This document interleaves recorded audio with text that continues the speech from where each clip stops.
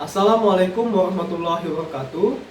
Nama saya Ferdi Urhan Pratama dengan NIM 03041282530086. Di sini saya ingin mempresentasikan tugas akhir bahasa Indonesia saya yang berupa esai dengan judul Pengaruh Konten Edukasi YouTube terhadap Gaya Bahasa dan Diksi Remaja Gen Z di Indonesia. Di era digital seperti saat ini, perkembangan teknologi terjadi begitu cepat dan juga pesat. Hal ini berpengaruh banyak terhadap berbagai aspek dalam kehidupan manusia. Salah satunya bagaimana remaja sekarang untuk mendapatkan informasi, cara mereka belajar dan berkomunikasi sehari-hari. Gen Z sejak kecil lahir dan tumbuh bersama teknologi media digital dan juga platform-platform digital lainnya. Platform digital sekarang tidak hanya sebagai sumber hiburan, namun juga menjadi sumber belajar, mencari informasi, dan berkomunikasi sehari-hari.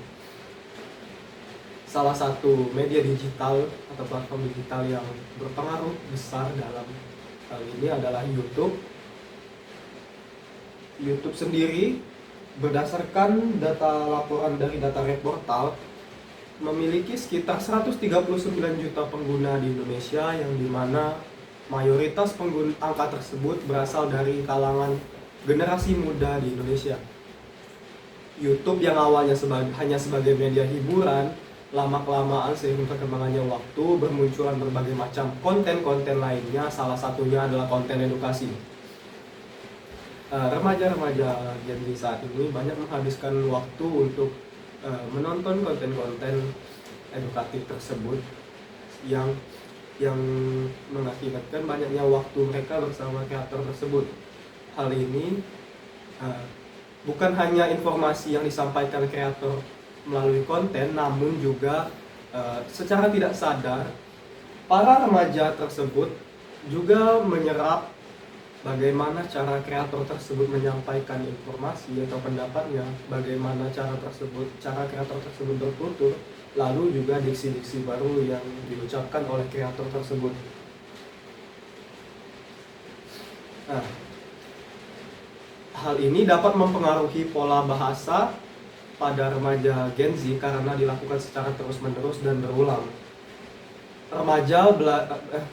Ada teori yang mengungkapkan, yaitu teori Bandura, yaitu bagaimana cara seorang individu belajar dari mengobservasi dan meniru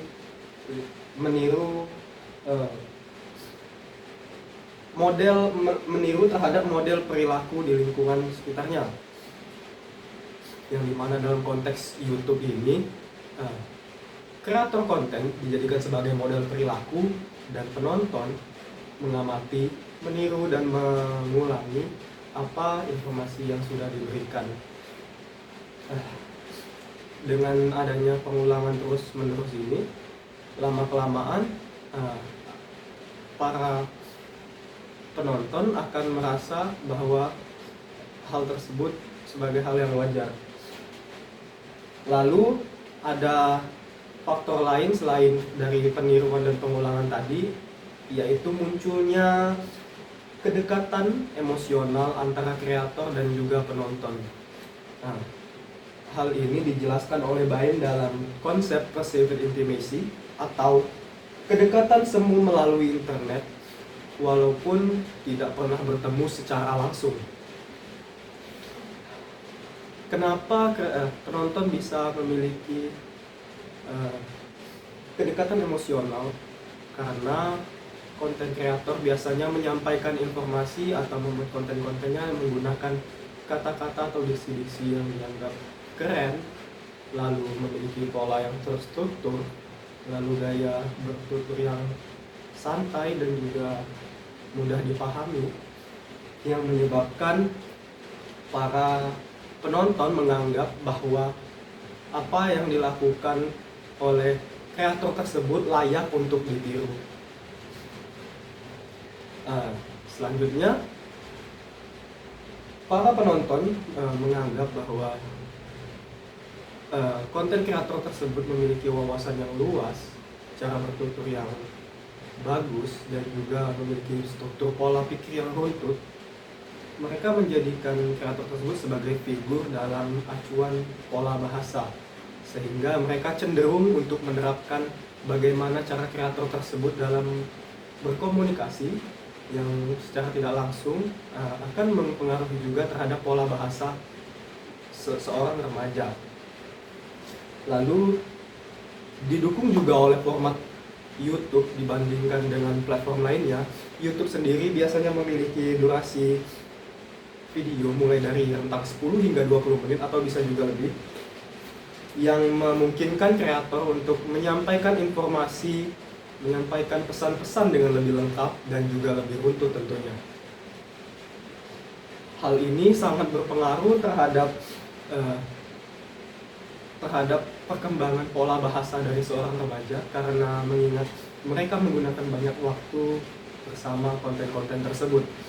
Kesimpulan dari uraian saya tadi ialah YouTube berpengaruh nyata terhadap perubahan pola bahasa di kalangan remaja Gen Z saat ini.